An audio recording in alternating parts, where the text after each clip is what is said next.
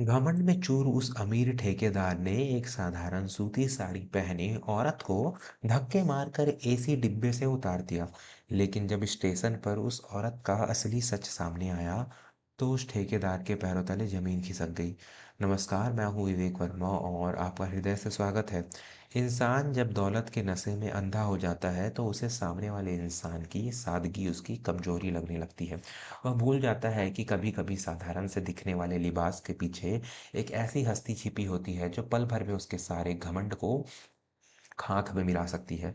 आज की कहानी कोई आम किस्सा नहीं है, बल्कि हमारे समाज की उस खोखली मानसिकता पर एक करारा तमाचा है जहाँ कपड़ों से इंसान की औकात तय की जाती है। यह कहानी है उस दिन की जब अहंकार का सामना एक ऐसी खामोश ताकत से हुआ जिसने पूरे रेलवे विभाग में हड़कंप मचा दिया। सर्दियों की एक ऐसी सर्द शाम थी।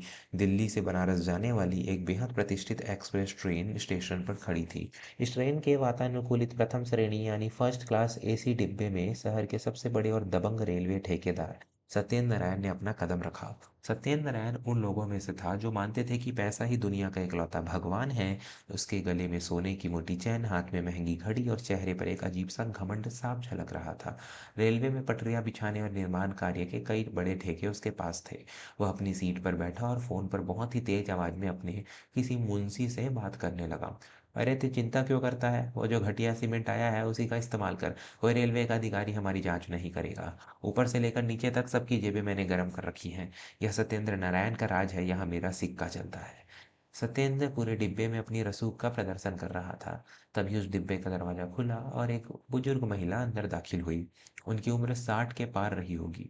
उन्होंने एक बेहद ही साधारण सी, बिना इस्त्री की हुई शादी की खादी की सूती साड़ी पहन रखी थी। उनके पैरों में साधारण सी चप्पलें थीं और हाथ में चमड़े के एक पुराने थैले के अलावा कुछ नहीं था। उनके चेहरे पर एक अजीब सी शांति और गरिमा थी जो इस डिब्बे की चकाचौंध से बिल्कुल मेल नहीं खा रही थी। उनका नाम रेणुका देवी था। रेणुका देवी ने अपनी टिकट देखी और फिर सत्येंद्र के ठीक सामने वाली सीट पर जाकर शांति से बैठ गई। सत्येंद्र ने जैसे ही उस महिला को देखा, उसके चेहरे पर घृणा और तिरस्कार के भाव आ गए। उसे लगा कि किसी अनपढ़ देहाती औरत ने गलती से फर्स्ट क्लास डिब्बे में कदम रख दिया है। सत्येंद्र से रहा नहीं गया और उसने बहुत ही तीखे स्वर में कहा, अरे ओ माई, तुमने गलती से गलत डिब्बे में कदम रख दिया है। यह वातानुकूलित प्रथम श्रेणी का डिब्बा है। यहाँ सफर करने के लिए हैसियत चाहिए होती है। तुम्हारे जैसों के लिए पीछे जनरल डिब्बा है, वहां जाकर बैठो। उठो यहाँ से, मुझे तुम्हारे कपड़ों से बदबू आ रही है। रेणुका देवी ने सत्येंद्र की इस बदतमीजी पर कोई उग्र प्रतिक्रिया नहीं दी। उन्होंने बहुत ही शांत और संयमित स्वर में कहा, बेटा, इंसान की हैसियत उसके कपड़ों से नहीं, उसके संस्कारों से तय होती है। मेरे पास इसी सीट का वैध टिकट है और मैं अपनी ही जगह पर बैठी हूँ। आप कृपया शांत रहें और मुझे अपना सफर तय करने दें। बेटा शब्द सुनकर और उस औरत की हिम्मत देखकर सत्येंद्र का अहंकार भड़क उठा। उसने अपनी सीट से उठते हुए कहा, तेरी इतनी हिम्मत कि तू मुझे संस्कार सिखा रही है? तू जानती नहीं है कि मैं कौन हूँ? तेरे जैसे भिखारियों को मैं अपने घर के बाहर खड़ा नहीं होने देता, और तू मेरे सामने बैठकर सफर करेगी? इतने में ही डिब्बे में ट्रेन का टिकट चेकर यानी टीटीई विद्याधर आ गया। विद्याधर सत्येंद्र को बहुत अच्छी तरह से जानता था, क्योंकि सत्येंद्र अक्सर उसे मोटी रिश्वत देकर अपने कई बिना टिकट वाले आदमियों को सफर करवाता था। विद्याधर ने आते ही सत्येंद्र को झुककर सलाम किया। अरे सत्येंद्र बाबू, आप सफर कर रहे हैं? मुझे बताया ही नहीं। कहिए, सब ठीक तो है? कोई परेशानी तो नहीं हो रही आपको? सत्येंद्र ने रेणुका देवी की तरफ उंगली दिखाते हुए कहा, परेशानी ही परेशानी है विद्याधर। तुमने ये कैसा काम शुरू कर दिया है? अब क्या रेलवे फर्स्ट क्लास में इन भिखारियों को भी सफर करने देगी? इस औरत को अभी के अभी यहाँ से निकालो। इसकी वजह से मेरे डिब्बे का पूरा माहौल खराब हो रहा है। विद्याधर ने रेणुका देवी को ऊपर से नीचे तक घृणा की नजर से देखा। उसने कठोर आवाज में कहा, ए बुढ़िया, अपना टिकट दिखा। तू फर्स्ट क्लास में कैसे घुस आई? रेणुका देवी ने शांति से अपने थैले से अपना टिकट निकाला और विद्याधर को दे दिया। विद्याधर ने टिकट को मशीन में जांचा। टिकट बिल्कुल असली था और उसी सीट का था।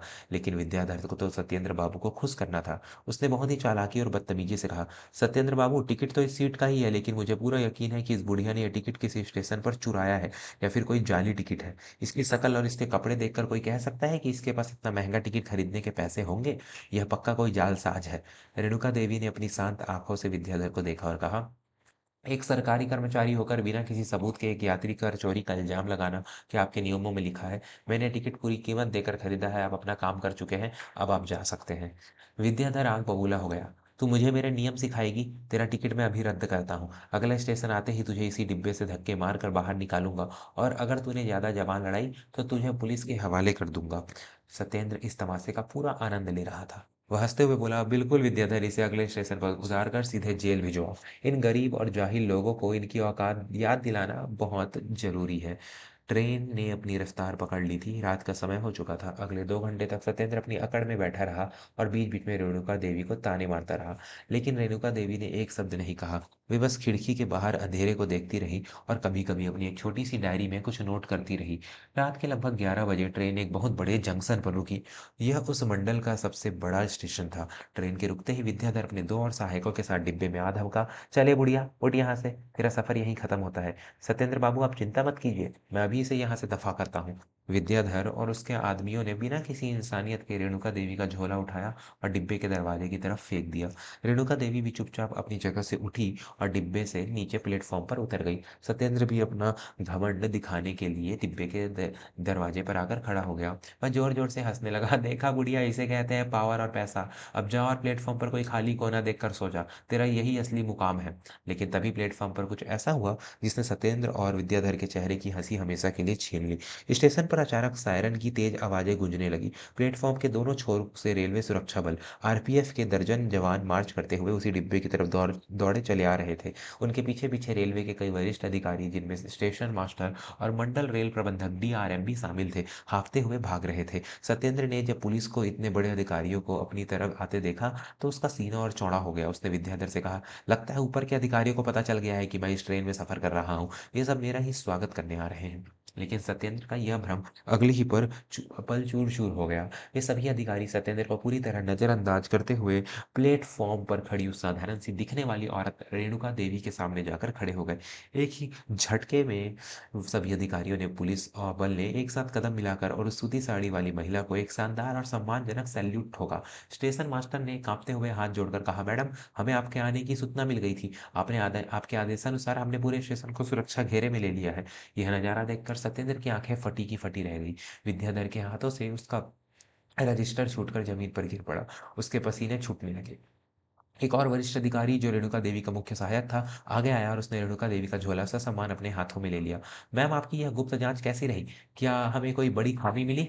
सत्येंद्र का गला सूख चुका था। उसने लड़खड़ाती आवाज में स्टेशन मास्टर से पूछा, ये औरत, मेरा मतलब है, ये मैडम कौन है? स्टेशन मास्टर ने सत्येंद्र को घूरते हुए कहा, अपनी जबान संभाल कर बात कर सत्येंद्र। ये कोई आम महिला नहीं है, ये रेलवे बोर्ड की नवनियुक्त zonal general manager, GM Shrimati Renuka Devi है। इन्होंने आज ही अपना कार्यभार संभाला है और बिना किसी वीआईपी सुरक्षा के एक आम नागरिक बनकर जमीन पर उतरकर रेलवे की व्यवस्था की सच्चाई देखने निकली थी। यह सुनते ही सत्येंद्र और विद्याधर के पैरों तले से जमीन खिसक गई। जिस औरत को वे भिखारी समझकर जलील कर रहे थे, वह पूरे रेलवे जोन की सबसे बड़ी अधिकारी थी, जिसके एक हस्ताक्षर से सत्येंद्र के सारे ठेके रद्द हो सकते थे और विद्याधर की नौकरी जा सकती थी। रेणुका देवी, जो अब तक खामोश थी, अब उनकी आंखों में एक अलग ही तेज था। उन्होंने विद्याधर की तरफ देखा। विद्याधर उनके पैरों में गिर पड़ा और रोने लगा। मुझे माफ कर दीजिए मैडम, मुझसे बहुत बड़ी भूल हो गई, मुझे नहीं पता था आप कौन है। रेणुका देवी ने कठोर स्वर में कहा, तुम्हारी भूल यह नहीं है कि तुमने मुझे नहीं पहचाना, तुम्हारी भूल यह है कि तुमने एक आम नागरिक की गरिमा का अपमान किया। एक भ्रष्ट ठेकेदार की चापलूसी करने के लिए तुमने एक वैद्य यात्री को आधी रात को ट्रेन से बाहर निकाल दिया।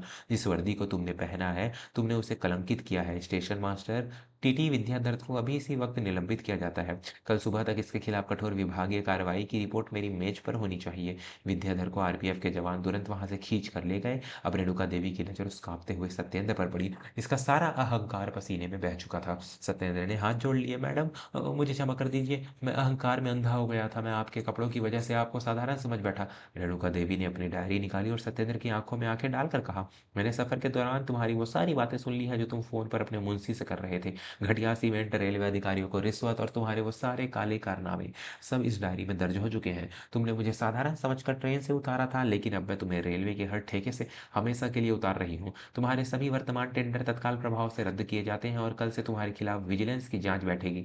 तुम जैसे दीमक जो सरकारी खजाने को खोखला कर रहे हैं, उनकी जगह फर्स्ट क्लास एसी में नहीं बल्कि जेल की सलाखों के पीछे है। सत्येंद्र वहीं जमीन पर धड़ाम से बैठ गया। उसकी दौलत, उसका रसूख, उसका घमंड, सब कुछ उस एक साधारण सी सूती साड़ी वाली महिला के सामने पल भर में राख हो गया था। रेणुका देवी ने मुड़कर अधिकारियों की तरफ देखा और अपने अगले निरीक्षण के लिए स्टेशन के कार्यालय की ओर बढ़ गई। दोस्तों, जीवन में कभी भी किसी इंसान के कपड़े, उसका सीधापन या उसकी खामोशी देखकर उसकी हैसियत का अंदाजा मत लगाना। पानी जब शांत होता है तभी वो सबसे गहरा होता है। घमंड एक ऐसा अंधापन है जो इंसान को उसकी असली बर्बादी नहीं देखने देता। जो लोग अपने पद और पैसे का रौब गरीबों और लाचारों पर दिखाते हैं, प्रकृति के किसी न किसी रूप में उन्हें उनकी असली औकात जरूर याद दिलाती है। सादगी में ही सबसे बड़ी शक्ति होती है। आज की कहानी में बस इतना ही। आपको रेणुका देवी का यह कदम कैसा लगा, मुझे कमेंट करके जरूर बताइएगा। मैं आपका दोस्त विवेक वर्मा जल्द ही लौटूंगा एक नई कहानी, एक नई सीख के साथ। तब तक अपने भीतर के अहंकार को मिटाएं और हर इंसान का सम्मान करें। हमसे जुड़ने के लिए आपका बहुत बहुत धन्यवाद। नमस्कार।